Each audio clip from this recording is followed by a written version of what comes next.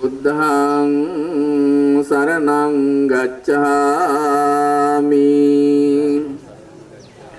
ධම්මං සරණං ගච්ඡාමි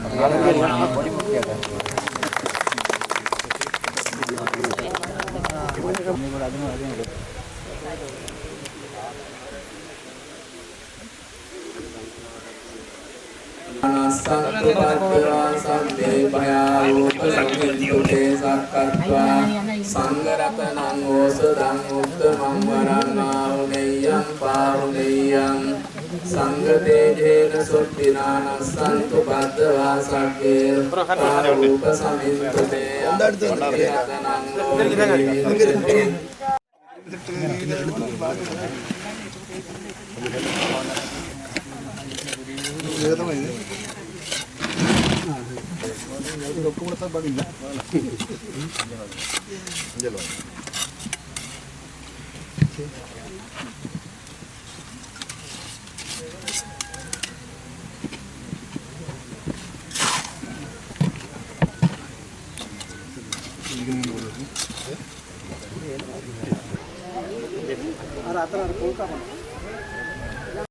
සඳහා මිනිස්ථානයේ වැඩමවා වැඩ සිටින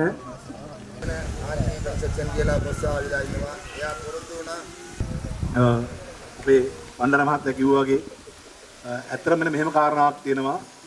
අපි ආණ්ඩුවට පත් වුණාට පස්සේ අපිට ඇත්තටම මුදල් වියදම් කිරීමේ ක්‍රියාවලියක් හරියට හදාගන්න පුළුවන් වුණේ ගිය අවුරුද්දේ ප්‍රාදේශ සභා ඡන්දයෙන් පස්සේ. අපි ගිය අවුරුද්දේ අයවැය හැදුවේ මාර්තු මාසයේ. ඔබ දන්නවා ඡන්ද ටික ඉවර වෙලා මාර්තු මාසයේ අයවැය හැදුවට පස්සේ ප්‍රාදේශ සභා මැතිවරණය ආවා. ඒ ප්‍රාදේශ සභා මැතිවරණයක් වෙලාවේ මුදල් වියදම් කිරීමට සීමාවන් පනවනවා. ඡන්දයක් වෙලාවේ මුදල් වියදම් කරලා වැඩ කරාම ඒක දේශපාලන වාසියෙන්න පුළුවන් නිසා මැතිවරණ කොමිසමෙන් ගොඩක් වෙලාවට ව්‍යාපෘති නවත්තන හෝල් කරනවා. ඊට පස්සේ අපිට ගොඩක් වෙලාවට ගියවලු ජූනි වලින් පස්සේ තමයි අපි වැඩ පටන් ගත්තේ. ඔය පාරවල් හදන ඒවා, එළ මාර්ග, වැව් හැම පැත්තකින්ම තිබිච්ච සෑම ව්‍යාපෘතියකම මහා පරිමාණ ව්‍යාපෘති වැඩ පටන් ගත්තේ ගිය අවුරුද්දේ ජූනි වලින් පස්සේ වගේ. ඒ පටන් වරන් වැටි කරා යනකොට තමයි අපිට අවසාන කාලේ එනකොට ආය ආපදාවක් ඇවිල්ලා ලංකා ඉතිහාසයේ වෙච්ච දරුණුම ස්වභාවික ආපදාව. ඒ කියන්නේ වැඩිම දේපල හානියක් වෙච්ච ජීවිත හානිය ගත්ත සුනාමිය.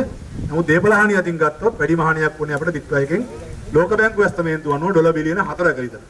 ඩොලර් මිලියන 4000ක විතර ඒ රුපියල් වලින් ගත්තොත් ලොකු ප්‍රමාණයක් වෙනවා. ඩොලර් මිලියන 4000ක විතර ආපදාවක් අපේ රටේ දේපල වලට වෙලා තියෙනවා. ඒතර ඒකෙදි අපිට ළඟම තිබිච්ච එකේ තමයි මේ අවුරුද්ද පටන් ගන්නකොට ඒ වෙච්ච හානිය පියවගෙන යලි නැගිටින්නේ කොහොමද කියන්නේ.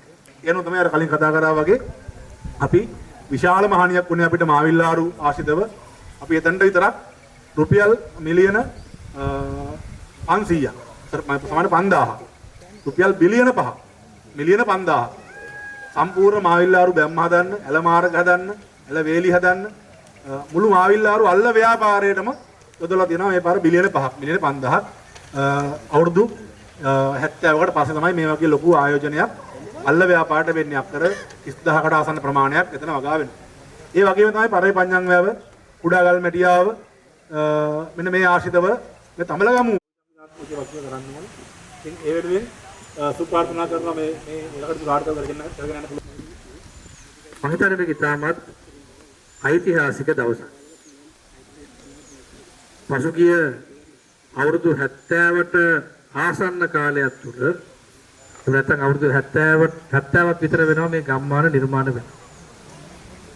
නමුත් මම මෙතන අර මුල්ගල් තියෙන වෙලාවේදී ওই මහත්තයෙක් මට කතාවක් කිව්වා.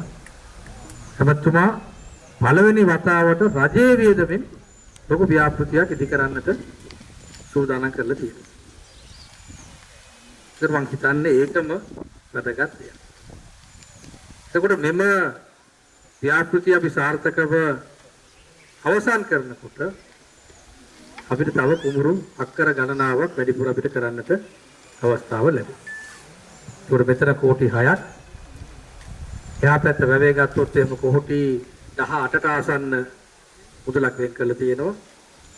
තව කෝටි 6ක් මේ ව්‍යාපෘති වලට අපි වෙන් කරලා තියෙනවා. ඒ වගේම අපි බලාපොරොත්තු වෙනවා මේ අවුරුද්දේ මේ හා සමාන ව්‍යාපෘති අපි පටන් ගන්නවා.